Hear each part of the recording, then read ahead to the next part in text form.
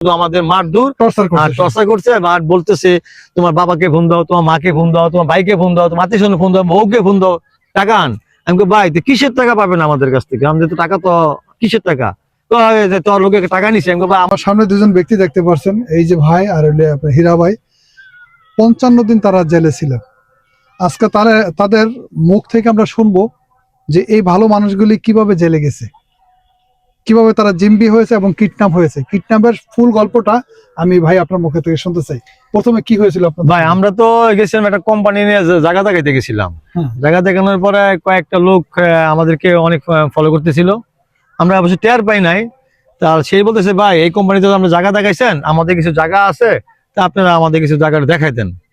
এই দেখা নিয়ে অনুপর্যায়ে তাদের সাথে কোম্পানি বিদায় করার পরে আমরা জায়গাটা দেখতে গেছি।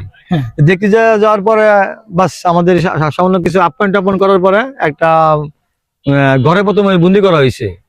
এর পরবর্তীতে আমাদেরকে চক্ষু বন্ধ হয়েছে, কোথায় যে নিয়ে গেছে তা আমরা জানতে পারি নাই।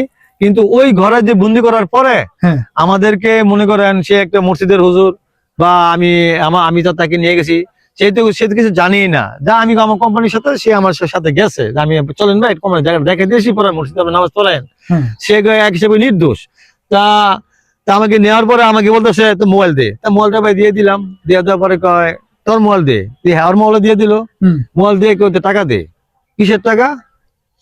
তোর কাছে টাকা পায়। আচ্ছা, এই ঘটনাটা গাজীপুর কোন জায়গায় ঘটেছে? গাজীপুর এটা বাগের বাজার শিলচুরি গ্রামে। বাগের বাজার শিলেশ্বরী গ্রামে প্যারাশুট কোম্পানির সাথে তাদের বাসা।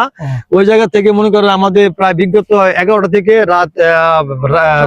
সকাল থেকে রাত 11টা পর্যন্ত শুধু আমাদের মারধর আর টর্চার করছে। আর বলতেছে তোমার বাবাকে ফোন দাও, তোমার মাকে ফোন দাও, তোমার ভাইকে ফোন দাও, তোমার আত্মীয় ফোন দাও, বউকে ফোন দাও, টাকা আন।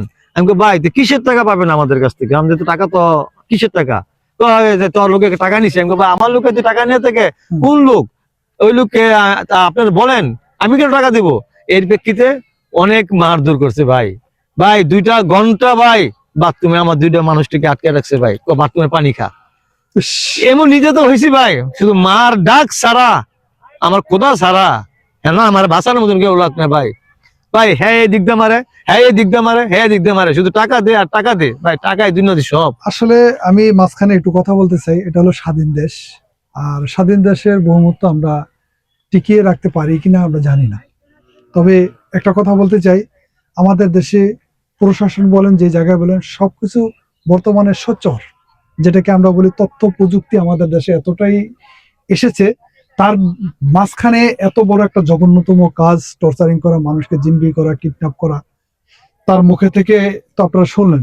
তো বলেন ভাই, মাইরাটা এরা মুখে এমন মারা মারছে, একজনে মারে একজনে ফালায় ভাই। আমি যদি ভাই আমাকে প্রথম মার হয়েছে, ওদের একটা ব্যান্দা ছিল ওই তালের কাছে, এটা তো মতো অনেক বাইরেছে। পরে এটা তো মারতে ভেঙে গেছে। পরে ভাই বলেছে পানির পাইপ। বাবা মারে পানির পাইপ, ছেলে মারে পানির পাইপ, বাবা মারে হাতুড়ি। আমার ভাই পুরাটা হাঁটু, পুরাটা শরীর, অঙ্গ প্রত্যঙ্গ সব ভাই। বাবা এবং ছেলে, বাপ ছেলে মিলে এই কাজটা করছে। পিতা সে তার ছেলের মতো তো হবে, খুবই জঘন্য কাজ। এটা একটা জঘন্য।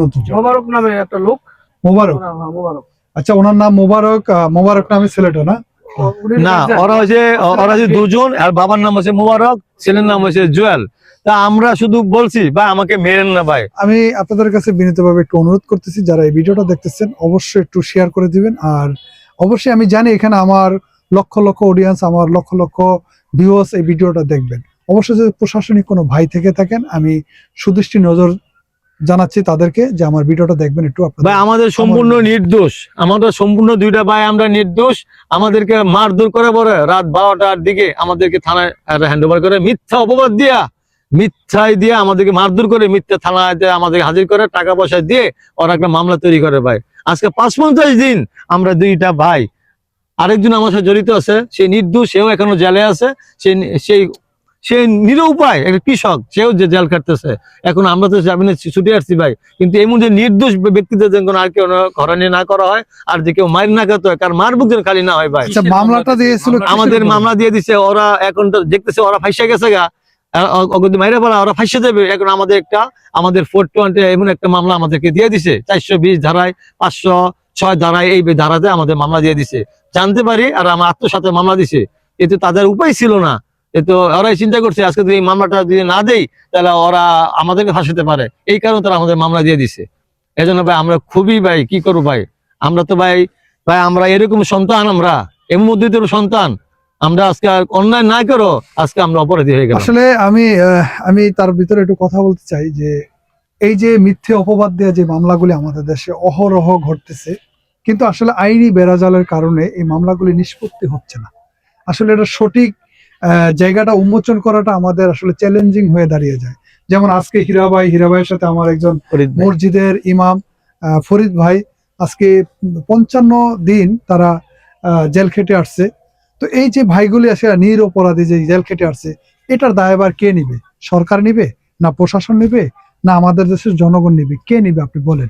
আজকে হয়তোবা তার দুধের বাচ্চা রেখে সে আজকে 55 দিন জেল খেটে আসছে। তার দুধের বাচ্চার দুধরা পর্যন্ত কেনার মতো সামর্থ্য তার বাসায় ছিল না, এমন একটা অবস্থা হয়ে দাঁড়িয়েছে।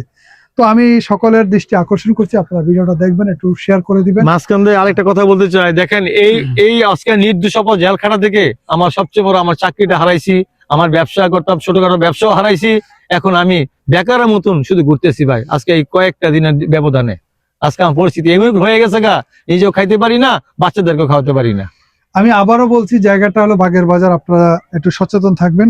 আর যারাই এই সমস্ত ব্যবসার সাথে জড়িত আছেন অবশ্যই একটু দৃষ্টি আকর্ষণ করে আপনারা একটু অ্যালার্ট থাকবেন, যাতে এই ধরনের অপ্রীতিকর ঘটনা নেক্সট টাইম যাতে না ঘটতে পারে আপনার এলাকায়। ভালো থাকবেন, সুস্থ থাকবেন, বিদায় নিচ্ছি। আসসালামু আলাইকুম।